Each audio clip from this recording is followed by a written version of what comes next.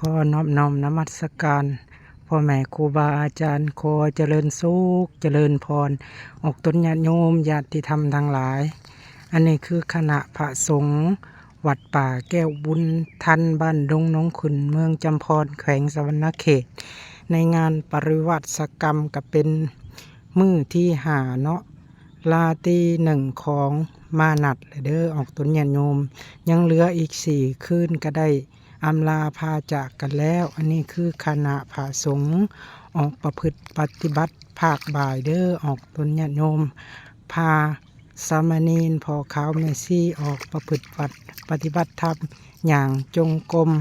ถ้าออกตนญาติโยมท่านไหนเรือนมาเห็นคลิปนี้ก็จงมีแต่ความสุขความเจริญให้ทุกข์ให้โศกให้โรคให้ภัยให้พยาธิโรคาฝากกดไลค์กดแชร์เพื่อเป็นธรรมทานเด้อสาธุสาธุ